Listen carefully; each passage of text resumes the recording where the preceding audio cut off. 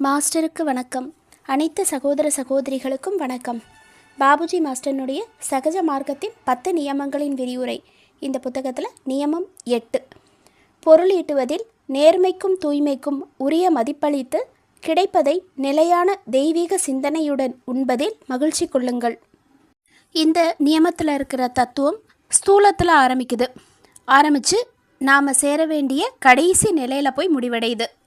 அதாவது நாம் தினமும் சாப்பிட்ற சாப்பாட்டுக்கான அந்த பணத்தை எந்த வழியில் நாம் சம்பாதிக்கிறோம், அது நேர்மையான வழியில் பக்தி உணர்வோடு ஈட்டிய பணம் தானா, அது அந்த மாதிரி எந்த வகையில் அந்த பணம் நம்மக்கிட்ட வந்து சேருது அப்படிங்கிறத பற்றியும், நாம் சாப்பிட்ற உணவினுடைய முக்கியத்துவம் அதை பற்றியும், அந்த உணவை சாப்பிடும்போது, அதாவது அந்த உணவை நாம் மகிழ்ச்சியோடு சாப்பிடும்போது அது எந்தெந்த வகையில் நமக்கு பலனளிக்கக்கூடியதாக இருக்குது அப்படிங்கிறத பற்றியும் இந்த நியமத்தில் பாபுஜி மாஸ்டர் நமக்கு சொல்லியிருக்காங்க.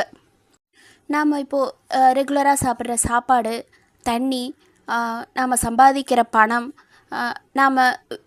நம்மளுடைய நிலம், அப்புறம் நமக்கு கிடைச்சிருக்கிற அந்த இனப்பெருக்க ஆற்றல், காடுகள், மரங்கள், நீர், சமுத்திரம், இது எல்லாமே வந்துட்டு இயற்கை நமக்கு கொடுத்துருக்கிற வளங்கள். அப்போது இது எல்லாத்தையும் நாம் சரியான வழியில் விவேகத்தோடு பயன்படுத்தி அதை பாதுகாக்கிறது தான் நன்னெறி அப்படின்னு சொல்லி அந்த காலத்துலேருந்தே ஞானிகள், யோகிகள் இதெல்லாம் ஒரு அறிவுரையாகவே சொல்லியிருக்காங்க. எப்படின்னா, இந்த இயற்கையினுடைய ஆதார வளங்களை எப்படி நாம் மேன்மையாக பயன்படுத்துறது, குறைவான குவான்டிட்டியில் பயன்படுத்தி அதிக பலனை நாம் எப்படி அடையிறது, இந்த மாதிரியான விஷயங்களை நமக்கு சொல்லியிருக்காங்க. இயற்கையினுடைய வளங்களை போற்றி பாதுகாக்கணும், அதை அனாவசியமாக செலவு பண்ணக்கூடாது அப்படிங்கிறது. இப்போது இந்த கருத்தை தாண்டி இது வந்து சாதாரணமாக சொல்கிற விஷயம். எல்லாத்தையுமே வந்து எல்லா வளங்களையும் நம்ம சரியான விதத்தில் பயன்படுத்தணும் அப்படிங்கிறது. இந்த கருத்தை தாண்டி நாம் சாப்பிட்ற அந்த உணவுங்கிறத பிராணசக்தியினுடைய ஒரு வடிவமாக சொல்கிறாங்க. நாம் சாப்பிட்ற அந்த உணவுங்கிறது, அதை சாப்பிடும்போது அந்த உணவு நம்மளுடைய பௌதீக உடலை, நம்மளுடைய சரீரத்தை மட்டும் இல்லாமல் மனித அமைப்பில் இருக்கிற 3 உடலுக்குள்ளேயும் அந்த உணவாகப்பட்டது பரவுது. அதாவது அந்த உணவினுடைய ஆற்றல். அப்போது அந்த உணவில் இருக்கிற ஓரொரு சின்ன துகளினுடைய மையத்திலும் தெய்வீகம்ங்கிறது நிறைஞ்சிருக்கு. அந்த உணவை நம்ம சாப்பிடும்போது அந்த தெய்வீகம் நமக்குள்ளே இருக்கிற தெய்வீகத்தோடு சேர்ந்து இருக்கக்கூடிய வகையில் ஒரு சக்தி நிறைந்த ஆதாரமாக அந்த உணவாகப்பட்டது மாறுது. இதனால் அந்த காலத்து யோகிகள், ஞானிகள், அவங்க எல்லாருமே இயற்கையினுடைய எல்லா வளங்களையாகட்டும் சரி, அதிலேருந்து கிடைக்கிற அந்த உணவுப் பொருட்களாகட்டும், இதை எல்லாத்தையுமே ஒரு நல்ல மதிப்போடையும் நன்றி உணர்வோடையும் அவங்க பயன்படுத்திகிட்டு இருந்தாங்க. இந்த பிரபஞ்சத்தில் இருக்கிற ஒரு சின்ன அணுவை கூட அவங்க தொந்தரவு பண்ணாமல் அதிக மரியாதை அப்படிங்கிறத கொடுத்து வாழ்ந்துட்டு வந்தாங்க. அவங்களுடைய உணவு முறை அப்படின்னு சொல்லி எடுத்துக்கும்போது, உலகத்தில் இருக்கிற பல பகுதியிலேருந்து வரவழைக்கப்பட்ட உணவுப் பொருட்களோ, இல்லைனா அவங்க ரொம்ப விரும்பி சாப்பிடக்கூடிய ருசி மிகுந்த உணவோ, இந்த மாதிரிலாம் அவங்க தேர்ந்தெடுத்து சாப்பிட்றதில்ல. அவங்க இருக்கிற இடத்துலையே, அதாவது அவங்க எந்த இடத்துல இருக்காங்களோ அந்தந்த இடத்துல அந்தந்த பருவநிலைகளுக்கு தகுந்த மாதிரி என்ன உணவுப் பொருள் விளையுதோ அந்த உணவை யோகிகள் வந்து ரொம்ப மகிழ்ச்சியோடு சாப்பிடுவாங்க அப்படின்னு சொல்கிறாங்க. அதாவது இயற்கை ஒரு கொடையாக கொடுக்குற அந்த உணவை மகிழ்ச்சியோடு சாப்பிட்டு திருப்தி அடைகிறாரு. இன்றைக்கி காலகட்டத்தில் யூஸ் அண்ட் த்ரோ அப்படின்னு சொல்லி பல விஷயங்களை நம்ம பயன்படுத்திட்டு அப்படியே நம்ம தூக்கி போட்டுடுறோம். அந்த மாதிரி இல்லாமல் அப்போது அந்த யோகிகள் எல்லாரும் தனக்கு கிடைக்கிற ஒரு சின்ன சின்ன பொருட்களையும் வீணாக்காமல் அதை மறுசுழற்சி செஞ்சு அதை பயன்படுத்திகிட்டு இருந்தாங்க. பொதுவாக உணவு அப்படிங்கிறது நம்ம வாழ்க்கையினுடைய ஒரு முக்கியமான ஒரு பகுதி, முக்கியமான ஒரு அங்கம். நாம் மகிழ்ச்சியாக இருக்கிறதுக்கும் நம்மளுடைய ஆரோக்கியமான வாழ்க்கைக்கும் இந்த உணவுங்கிறது உதவுறதோட நமக்குள்ளே இருக்கிற மகிழ்ச்சியை பரப்புறதுக்கான ஒரு வாய்ப்பையும் உணவுங்கிறது நமக்கு கொடுக்குது. உதாரணத்துக்கு குடும்பத்தை நம்ம ஃபேமிலியோடு உட்காந்து சாப்பிட்றது, பார்ட்டிக்கு போய் சாப்பிட்றது, கிறிஸ்மஸ்ஸு, தீபாவளி, இந்த மாதிரியான ஒரு பண்டிகை நாட்களில், அந்த விடுமுறை நாட்கள், இது எல்லாத்துலேயுமே நம்ம உறவினர்கள், நண்பர்கள், இவங்க எல்லோரோடையும் உட்காந்து உணவு சாப்பிட்றது, இந்த விஷயத்தெல்லாம் பார்க்கும்போது நம்ம சாப்பாடை ஒருத்தருக்கு ஒருத்தர் பகிர்ந்துக்கிறோம். அதே நேரத்தில் ஒரு பிணைப்பும் நமக்குள்ளே உருவாகுது. அப்போது இதை எல்லாத்தையும் கொடுக்கறதுக்கு உணவுங்கிறது ஒரு சிறந்த வழியாகவும் கருதப்படுறது. அதாவது நாம் சாப்பிட்ற சாப்பாடுங்கிறது நம்ம உடலுக்கு ஒரு சத்து கொடுக்கறத தாண்டி மகிழ்ச்சியையும் ஆனந்தத்தையும் நமக்கு கொடுக்குது. நம்மள நிறைய பேர் நாம் எல்லாருமே வாழ்க்கையில் ரொம்ப நம்பிக்கையோடு எதிர்பார்க்கறது மகிழ்ச்சியை தான். நிறைய தத்துவவாதிகளாகட்டும் ஞானிகளாகட்டும் இவங்க எல்லாருமே மகிழ்ச்சியினுடைய முக்கியத்துவத்தை பற்றி நிறைய சொல்லியிருக்காங்க. உதாரணத்துக்கு அரிஸ்டாட்டில் மகிழ்ச்சி தான் மனித வாழ்க்கையினுடைய இறுதி லட்சியம் அப்படின்னு சொல்லி பரிந்துரைக்கிறாரு. துன்பத்தை நாம் எந்த அளவு புரிஞ்சுக்கிறோமோ அந்த அளவுக்கு மகிழ்ச்சிக்கான பாதைங்கிறது தொடங்குது இப்படின்னு சொல்லி புத்தர் சொல்கிறாரு. அடுத்தது சத்சித் ஆனந்தம், அதாவது தூய மனித பண்பினுடைய இயல்பு. இந்த மாதிரி வேதங்கள் எடுத்து சொல்கிறாங்க. அதாவது வேதங்களில் எடுத்து சொல்லப்படுறது. இதில் சாதாரணமாக மனித மட்டத்தில் இருக்கிற மகிழ்ச்சியை தாண்டி ஆனந்தம் அப்படிங்கிறது அந்த மகிழ்ச்சியை கடந்த ஒரு பேரானந்த நிலையை குறிக்குது. நார்மலாக சொல்கிற மகிழ்ச்சி அப்படிங்கிறது இதை மக்கள் கோடிக்கணக்கான பணம் செலவழித்து அதை தேடிட்டுருக்காங்க. அவ்வளோ பணம் செலவு பண்ணதுக்கு அப்புறமும் அந்த மகிழ்ச்சியோடு நாம் இருக்கோம் அப்படின்னு சொல்லி நம்மளால் சொல்ல முடியுமா? மகிழ்ச்சி மேலே நாம் எந்த அளவுக்கு கவனம் செலுத்துகிறோமோ அந்த அளவுக்கு அது நம்மக்கிட்ட இல்லைங்கிறத தான் காமிக்குது. இங்கே பாபுஜி மாஸ்டர் என்ன சொல்கிறாங்கன்னா, சந்தோஷம் அப்படிங்கிறது கீழ்நிலை அடுக்குகள் மேலே தன்னுடைய அந்த விளைவை காமிச்சு அதை தூய்மைப்படுத்துகிற ஒரு நிலை. அதாவது அந்த சந்தோஷம் அப்படிங்கிற அந்த ஒரு நிலையை தெய்வீக நிலைக்கு அடுத்த நிலை அப்படின்னு சொல்கிறாரு. பாபுஜி மாஸ்டரை பொறுத்த வரைக்கும் மகிழ்ச்சி, சந்தோஷம், குதூகலம், பேரானந்தம் இது எல்லாமே ஒரே வார்த்தைகள், ஆன்மாவினுடைய தன்மைகளாக சொல்கிறாரு. தெய்வீகத்திற்கு அருகாமையில் இருக்கிற அந்த ஒரு நிலை, உள்ளார்ந்த ஒரு பேரானந்த நிலை நமக்குள்ள அந்த இருப்பினுடைய மையத்திலிருந்து வெளிவரும்போது அந்த ஒரு தூய அதிர்வுங்கிறது, அதாவது உள்ளுக்குள்ளே அந்த பேரானந்த நிலையை அனுபவிக்கும் போது அந்த ஒரு தூய அதிர்வு நம்மளுடைய உடல் அமைப்பினுடைய வெளிப்புற உரைகளினுடைய அந்த வழியாக ஊடுருவி வெளியில் வருது. அந்த மாதிரி வரும்போது நம்மளுடைய வாழ்க்கையினுடைய இந்த ஜீவிதத்தினுடைய பௌதிக மட்டங்களையும் அந்த உணர்வுங்கிறது தூய்மைப்படுத்துது. அதாவது உள்ளார்ந்த அந்த பேரானந்த உணர்வை நாம் அனுபவிக்கும் போது அந்த உணர்வாகப்பட்டது உள்ளே இருந்து நம்மளுடைய பௌதீக உடல் அமைப்பின் மூலமாக வெளியில் வரும்போது நம்மளுடைய பௌதீக அடுக்குகள், நம்மளை சுற்றி இருக்கிற சூழ்நிலைகள் இது எல்லாத்தையுமே அந்த உணர்வுங்கிறது தூய்மையாக்குது. அப்போது அந்த பேரானந்த உணர்வின் மேலே நம்மளுடைய மனதை நிலைநிறுத்துறதுங்கிறது இறுதி லட்சியத்தையே நம்மளுடைய மனதில் ஏற்றுக்கொள்கிறதுக்கு ஒரு சமமான விஷயம் அப்படின்னு சொல்கிறாங்க. அந்த நிலையில் மெய்ப்பொருள் மட்டும்தான் இருக்குது. இந்த பேரானந்த நிலை, மகிழ்ச்சி, சந்தோஷம் இந்த வார்த்தையை நாம் இயற்கையினுடைய ஒரு ஸ்தூல தோற்றம் அப்படின்னு சொல்லி நாம் நினச்சாலும், அதாவது அந்த வார்த்தையை உச்சரிக்கும் போது இது ஒரு ஸ்தூலமான விஷயம் அப்படின்னு சொல்லி நாம் நினச்சாலும் அதில் அந்த நிலையில் அந்த உணர்வில் ஸ்தூலத்தன்மைங்கிறது ஒரு பெயரளவுக்கு தான் இருக்குது. நமக்கு புரியறதுக்காக, அதாவது மனித அறிவிற்கு புரியறதுக்காக ஸ்தூலத்தன்மை அப்படிங்கிற அந்த வார்த்தை உபயோகப்படுத்தப்படுறது. இந்த உணர்வை மாயையினுடைய திரை அப்படின்னு சொல்லி கூட தவறாக நிறைய பேர் நினைக்கிறாங்க. ஆனால் அது சரியில்லை. உண்மையிலேயே இது மாயைன்னு சொல்லக்கூடிய இந்த உலகம், இந்த முழு பிரதேசத்திலும் ஊடுருவி பரவி இருக்கக்கூடிய நிலை தான் அந்த பேரானந்த நிலை அப்படின்னு சொல்கிறாங்க. ஒரு ஆன்மாவினுடைய உண்மையான ஏக்கம்ங்கிறது அந்த நிலையை அனுபவிக்கணுங்கிறது தான், அந்த பேரானந்த நிலையை அனுபவிக்கிறது தான். ஆனால் மக்கள் அறியாமையினால் வெளிப்புற இந்த உலக வாழ்க்கையினுடைய அந்த சந்தோஷத்தை அனுபவிச்சுட்டு ஒரு திருப்தி இல்லாமல் அமைதி இல்லாமல் இருக்கிறாங்க அப்படிங்கிறத சொல்கிறாங்க. ஆன்மாவினுடைய உண்மையான ஏக்கமான அந்த ஒரு உணர்வு எப்போ நிறைவேற்றப்படுதோ அப்போது அந்த உணர்வு பௌதீக உடலை தாண்டி வெளியில் வரும்போது நாம் எல்லாருமே அமைதி அடைகிறோம் அப்படிங்கிறத சொல்லிவிட்டு, இப்போ நம்ம தினமும் சாப்பிட்ற சாப்பாட்லேயும் நம்மளுடைய கவனத்தை நல்ல வழியில் செலுத்தும் போது அந்த உணர்வு இறுதி லட்சியத்தை அடையிறதுக்கு நமக்கு உதவி பண்ணுது அப்படின்னு சொல்கிறாங்க. அப்போது அதுதான் நமக்கு கிடைக்கிற அந்த உணவை நிரந்தரமான தெய்வீக நினைவோட மகிழ்ச்சியாக சாப்பிட்ணும் அப்படின்னு சொல்லி இந்த 8வது நியமத்தில் அறிவுறுத்துகிறாங்க மாஸ்டர். இப்போது எல்லா கலாச்சாரங்கள்லேயும் நாம் சாப்பிட ஆரம்பிக்கிறதுக்கு முன்னாடி நமக்கு கிடைச்ச உணவுக்கு நன்றி தெரிவித்து ஒரு பிரார்த்தனைங்கிறது செய்யப்படுறது. இந்த நன்றி தெரிவிக்கக்கூடிய அந்த செயல்முறை பிரார்த்தனை அப்படிங்கிறது சாப்பிட்றதுக்கு முன்னாடி நம்மளை தெய்வீகத்தோடு இணைக்குது. அப்போது இதனால் நம்ம சாப்பிடும்போது ஒரு சூட்சுமமான ஒரு இணைப்புங்கிறது நமக்குள்ளே ஏற்படுது. அதை நாம் நிரந்தரமாக தக்க வச்சுக்கவும் முடியுது. சாப்பிடக்கூடிய அந்த வேளையில் நம்மளுடைய எண்ணத்தை தெய்வீகத்தின் மேலே நிலைநிறுத்தி நாம் சாப்பிடும்போது அதனுடைய விளைவு அந்த உணவு பொருள் மேலே இறங்குது.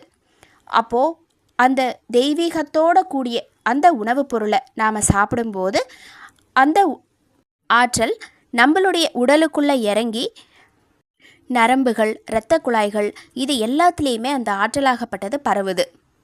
வேறு வார்த்தையில் சொன்னால், வெளியிலேருந்து நாம் உள்ளே சாப்பிட்ற அந்த உணவுங்கிறத நாம் நன்மைக்காக பயன்படுத்துகிறோம்.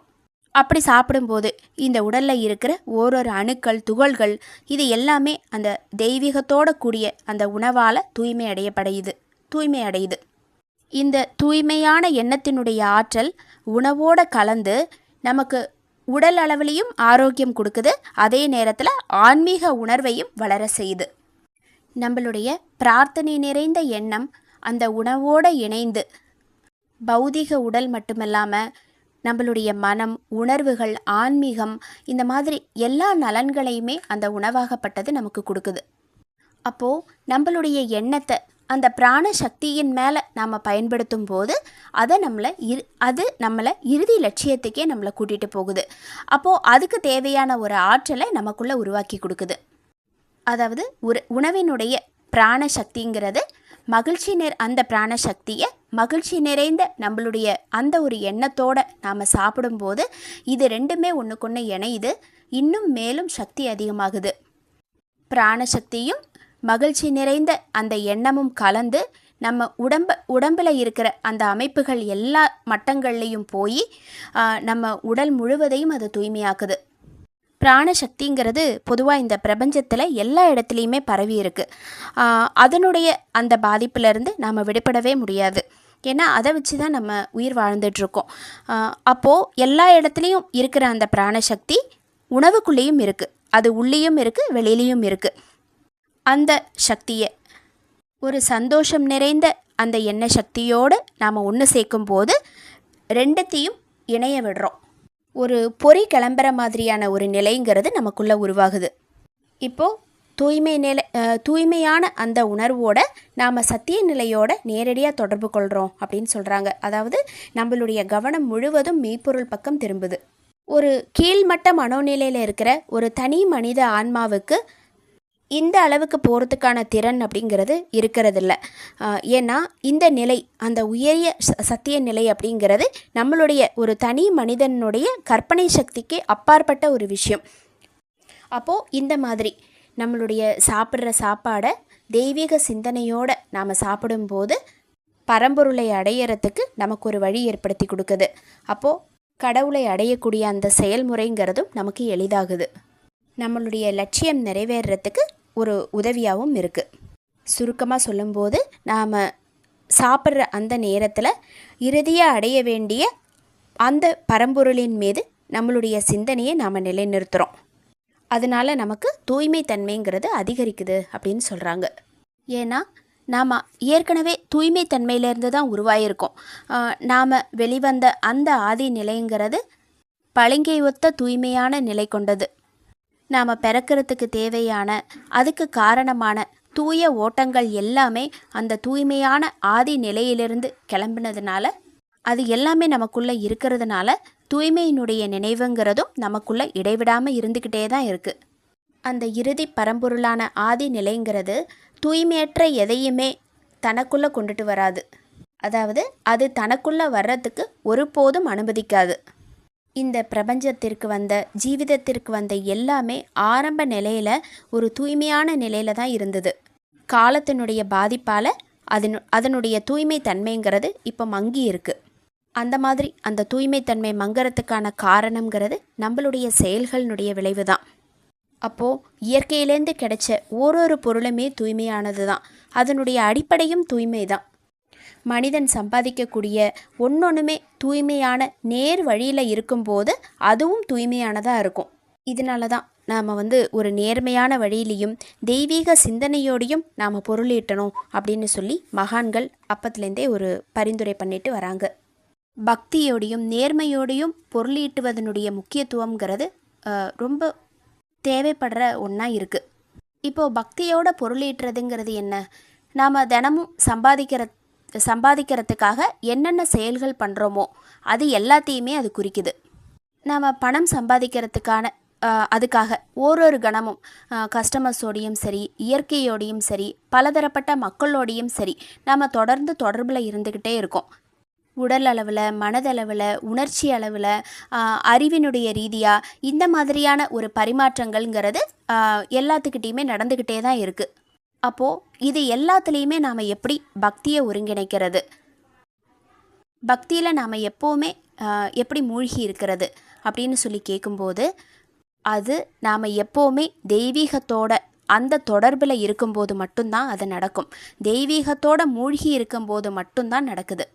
ஒரு நிலையான நினைவோட பக்தியோடு இருக்கிறதுங்கிறது உயர்ந்த சேவையில் இருந்து சேவை பண்ணுறது, அதாவது உயர்ந்த நிலையில் இருந்து சேவை பண்ணுறதுக்கு சமமான ஒரு விஷயம். அப்போது இறைவனோட நினைப்போட நாம் எல்லா வேலைகளையும் செய்யும்போது நாம் மற்றவங்க கிட்ட அந்த நேரத்தில் பழகக்கூடிய அந்த உணர்வோடு நாம் பழகும்போது ஆழ்ந்த மட்டத்திலேருந்து அன்புங்கிறது நமக்கு வெளியில் வருது.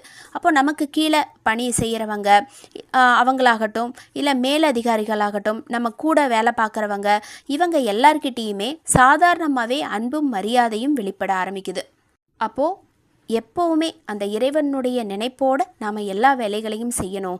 அப்போது நாம் செய்கிற அந்த வேலையும் ஒரு தூய்மையான நிலை அடையுது. அடுத்தது, எந்த மாதிரியான தொழில் செய்கிறோம் அப்படிங்கிறத பொறுத்தும் இருக்குது. மற்றவங்களுக்கு தீங்கு விளைவிக்கிற மாதிரி ஒரு தொழில் செய்கிறோமா, உதாரணத்துக்கு ஒரு போதைப்பொருள் கடத்துறது, ஆயுதங்களை கடத்துகிற செயல், இந்த மாதிரியான செயல்களில் ஈடுபடுறோமா, அதையும் நம்ம பார்த்துக்கணும். அதாவது அதை செய்கிறவங்களுக்காக மாஸ்டர் இதை சொல்லியிருக்காங்க. மற்றவங்களுடைய ரத்தத்தை உறிஞ்சி ஈட்டின பணமாக அது இருக்கா? ஒரு சாதாரணமாக லஞ்சம் வாங்குறது, மற்றவங்களை ஏமாற்றி சம்பாதிக்கிறது, நாம் முன்னேறணுங்கிறதுக்காக இன்னொருத்தங்களை கஷ்டப்படுத்தி ஒரு பணம் சம்பாதிக்கிறது, இது எல்லாமே இந்த மாதிரி நாம் சம்பாதிக்கும் போது நம்மளால் மகிழ்ச்சியாக இருக்க முடியுமா? அப்போது நாம் செய்யக்கூடிய தொழில்ங்கிறது பக்தி பூர்வமானதாக இருக்காங்கிறத முதல்ல நாம் தெரிஞ்சுக்கணும் அப்படின்னு சொல்கிறாங்க. அடுத்தது, மூன்றாவது விஷயம், நாம் செய்யக்கூடிய அந்த தொழிலை நாம் விரும்புகிறோமா வெறுக்கிறோமா அப்படிங்கிறது. நாம் விருப்பத்தோடு நம்மளுடைய வேலையை செய்யும்போது மட்டும்தான் நம்மளால் மகிழ்ச்சியாக இருக்க முடியும். அதை நம்ம வெறுத்தோம் அப்படின்னா மகிழ்ச்சி இல்லாமல் தான் இருப்போம். அடுத்தது, நாம் செய்யக்கூடிய தொழில்ங்கிறது நம்மளுடைய குடும்ப வாழ்க்கைக்கு ஏற்ற மாதிரி இருக்கா? அதாவது அந்த வேலையையும் நம்ம குடும்ப வாழ்க்கையையும் நாம் சரியான விதத்தில் ஒரு சமநிலையாக நம்ம எடுத்துகிட்டு போகிறோமா, அதையும் நாம் பார்க்கணும் அப்படிங்கிறத மாஸ்டர் சொல்கிறாங்க. அப்போது இந்த விஷயங்களெல்லாம் நாம் தொடர்ந்து கடைப்பிடிக்கும் போது, அதாவது இதை எல்லாத்தையுமே நாம் ப்ராப்பராக எடுத்துகிட்டு போகும்போது நமக்கு ஒரு சந்தோஷமான மனநிலைங்கிறது உருவாகுது. அந்த வகையில் நாம் சம்பாதிக்கக்கூடிய அந்த பணத்திலேயே ஒரு நேர்மையும் தூய்மையும் இருக்குது. நம்மளுடைய ஜீவிதத்தினுடைய அடித்தளம்ங்கிறது தூய்மைங்கிறதுனால இயற்கையில் இருக்கிற எல்லாமே தூய்மையாக தான் இருக்குது. அப்போது நாம் நேர்மையான தூய்மையான வழியில் பணம் சம்பாதிக்கும் போது அதுவும் தூய்மையானதாக இருக்கும். இந்த உண்மைகளை உணர்ந்து நாம் விழிப்படையணும் அப்படிங்கிறத சொல்கிறாங்க. நாம் தினமும் சாப்பிட்றது, பொருள் சம்பாதிக்கிறது, இது எல்லாத்தையுமே சரியான வழியில் செய்யும்போது நம்மளுடைய உடல் அமைப்பும் தூய்மை அடையுது. அதோடு கூட நம்மளுடைய உணர்வுற நிலையும் விரிவுபடுத்த இந்த விஷயங்கள் உதவி பண்ணுது. இந்த 8வது நியமம்ங்கிறது நம்மளுடைய வாழ்க்கை முறையை பற்றினது. எப்படி பணம் சம்பாதிக்கிறது, அந்த பணத்தை வச்சு உணவு வாங்குறதுக்கு எப்படி அதை பயன்படுத்துறது, எப்படி உணவு சமைக்கணும், எப்படி அந்த உணவை சாப்பிடணும், உணவு சாப்பிட்டதுக்கப்புறமா நாம் என்ன செய்யணும், இது எல்லாத்த பற்றியுமே இந்த 8வது நியமம்ங்கிறது நமக்கு விளக்குது. அப்போது இந்த நியமத்தை நாம் கடைபிடிக்கிறதின் மூலமாக நம்மளுடைய அமைப்பு, அதாவது 3 சரீரங்களையும் நாம் தூய்மைப்படுத்துகிறோம். அதோடு கூட உண்மையான ஆனந்தத்தையும் நாம் அனுபவிக்கிறோம் அப்படிங்கிறத சொல்லிட்டு இந்த 8வது நியமத்தை மாஸ்டர் முடிச்சிருக்காங்க. கடைசியாக, நம்மள நிறைய பேர் சாப்பிட்றதுக்கு முன்னாடி ப்ரேயர் பண்ணுறோம். அப்போது அது மட்டும் போதாது, நம்ம சாப்பிட்டதுக்கு அப்புறமும் ஒரு அரை நிமிடம் நம்மளுடைய கண்களை மூடி நம்மளுடைய அந்த உள்ளார்ந்த மையத்தோட ஒரு இணைப்பை ஏற்படுத்திக்கிட்டு ஒரு சின்ன ஒரு பிரார்த்தனை பண்ணுங்க அப்படிங்கிறத மாஸ்டர் சொல்கிறாங்க. அது எப்படி பண்ணணும்னு சொல்கிறாங்கன்னா, நமக்கு கிடைச்ச இந்த உணவுக்காகவும் இதை நமக்கு யார் பிரியமாக சமைச்சு கொடுத்தாங்களோ அவங்களுக்காகவும் நம்மளுடைய உணவுக்காகவும் இதை நமக்கு யார் பிரியமாக சமைச்சு கொடுத்தாங்களோ அவங்களுக்காகவும் நம்மளுடைய இதயத்தினுடைய ஆழத்திலேருந்து உண்மையான ஒரு நன்றியோட அந்த பிரார்த்தனையை சமர்ப்பிக்கலாம் அப்படின்னு சொல்கிறாங்க. இப்போது ஒரு ஹோட்டலில் இருந்தாலும் சரி, எங்கே இருந்தாலும் சரி, நமக்கு பரிமாறினவங்களுக்கு ஒரு நன்றி செலுத்தலாம். அந்த நன்றிங்கிறது பணம் கொடுக்கறதையும் தாண்டி நம்ம இதயத்திலேருந்து வரக்கூடிய ஒரு ஆசைகள் அப்படின்னு சொல்கிறாங்க. இது அவங்களுடைய ஏதோ ஒரு மட்டத்தில் அவங்களுக்கு இந்த உணர்வுங்கிறது ஸ்பரிசிக்கும். அப்போது இந்த ஒரு விஷயத்தையும் எல்லாரையும் செய்ய சொல்லி மாஸ்டர் நமக்கு சொல்கிறாங்க. அப்போது இந்த 8வது நியமங்கிறது நமக்கு பல வகையில் உதவி பண்ணுது. இதை பயிற்சி பண்ணும்போது நீங்கள் கண்கூடாக பார்ப்பீங்க அப்படிங்கிறதையும் சொல்லிவிட்டு இந்த நியமத்தை மாஸ்டர் முடிச்சிருக்காங்க. 8வது நியமம் இதோட முடிஞ்சுது. மாஸ்டருக்கு நன்றி. அனைத்து சகோதரிகளுக்கும் நன்றி.